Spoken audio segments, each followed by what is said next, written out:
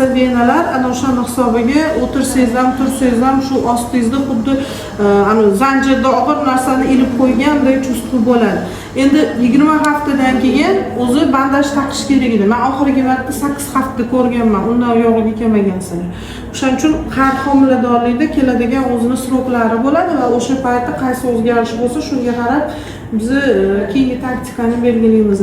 Xib bandaj olasiz, uzun qilib kravatga solasiz, ustiga o'zingiz yotasiz, bandaj qorinni tagidan ushlab turishi kerak bo'ladi.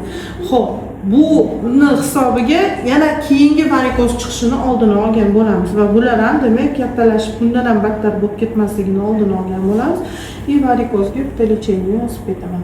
Chunki oraliq sohasidagi varikozlar tug'ruq payti qon ketishiga olib kelib qolishi mumkin. Homiladorlikda demak mana shunaqa og'riqlarni o'tkazishingizga sabab bo'lishi mumkin. Eslasangiz 16 haftada vitamin B12, feritin, temir, D, kalsiyni tekshirib davolashimiz kerak. Vitamin D, kalsiy yetmasa bolada raxit holatlari paydo bo'ladi. Temir, feritin, B12, B9 yetishmovchiliklarni hisobiga bolada neurologik holatda yuzaga kelishi mumkin.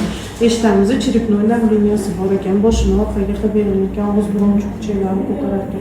Hammasini 16 haftada biz kirgizishimiz kerak edi, lekin sizlar kelmadinglar. Men hozir aytaman, shu surokda sarbufer ichaman.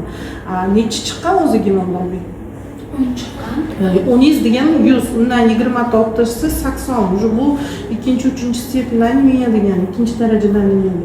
Endi hozir bunga salbuferiz yordam bermaydi. Oldin qon ko'paytiradigan kapelnitsalar qilib, gemoglobinni ko'tarib olib, undan yog'iga o'sha salbufer, ferrofer, fersfer, demak 3 ta palip, ikkita yirik, bitta mayda. O'shuning uchun akusheriz aytgandir, bu bilan keservaga pokazaniya. Endi bu palipingiz ham kecha bugun bo'lgani yo'q. Yillar bo'lgan. O'shuning uchun tug'ruq bemalol bo'ladi. Tug'rug'ingizga endi to'g'ri o'sha joyda qolashi mumkin. Palip chunki qon tomiri bo'ladi, qon ketishi mumkin. Qon ketsa o'sha paytda bitta choq qo'yiladi, sheykaga qon to'xtaydi. O'shuning uchun bu hozir 3 ta dona palipingiz keservaga pokazaniya bo'la olmaydi. Tushundingiz? Ayrim holatlarda qinni ichini to'liq egallagan obrazovaniya bilan kelishadi, paliplar bilan 5-6 sm paliplar bilan keladi. O'shuning uchun buni keservaga pokazaniya bo'la olmaydi.